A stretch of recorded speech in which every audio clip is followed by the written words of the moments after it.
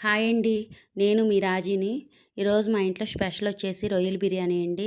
ఎందుకంటే ఎప్పటినుంచో మా పాప రొయ్యల బిర్యానీ అడుగుతుంది. అందుకే ఈరోజు పొద్దున్నే నేను మా తమ్ముడు మార్కెట్‌కెళ్ళి రొయ్యలు తీసుకొచ్చాము. రొయ్యలైతే చాలా రేటుగా ఉన్నాయండి. అసలు కొనాలనిపించలేదు. కాకపోతే పిల్లలు అడిగి నాకు తప్పదు కదండీ! అందుకే తీసుకొచ్చాను. రాంగానే బిర్యానీ ప్రాసెస్ మొదలెట్టేసాను. కళాయి పెట్టుకొని కొంచెం ఆయిల్, కొంచెం నెయ్యి ఏసుకున్నానండి. తర్వాత బిర్యానీ స్పైసెస్ అన్నీ ఏసుకున్నాను.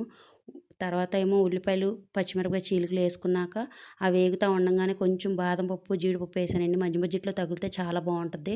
ఆ తర్వాత అల్లం వెల్లుల్లిపాయ పేస్ట్ ఏసాను. అల్లం వెల్లుల్లిపాయ పేస్ట్ కూడా ఏగిపోయిన తర్వాత కొత్తిమీర, పుదీనాకు ఏసుకున్నానండి.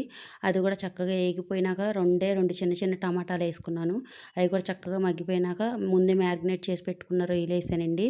రొయ్యలు కూడా ఏసిన తర్వాత గరం మసాలాలన్నీ బిర్యానీ స్పైసెస్ అన్నీ ఏసానండి. ధనియాల పొడి, గరం మసాలా, కారం, పసుపు, ఉప్పు, కొంచెం నిమ్మరసం అన్నీ ఏసిన తర్వాత దాంట్లోనే కొంచెం వాటర్ పోసుకున్నానండి.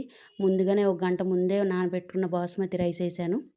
అది కూడా ఉడుకుతున్నప్పుడు కొంచెం చీలికలు, పచ్చిమిరపకాయ చీలికలు, కొంచెం కొత్తిమీర, నెయ్యి ఏసానండి.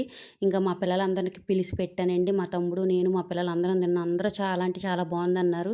నాకు మంచి కాంప్లిమెంట్ కూడా ఇచ్చారు. మీరు కూడా నా వీడియోలు చూస్తుంటే కొంచెం సపోర్ట్ చేయండి, షేర్ చేయండి, సబ్స్క్రైబ్ చేయండి. కొత్తగా ఛానల్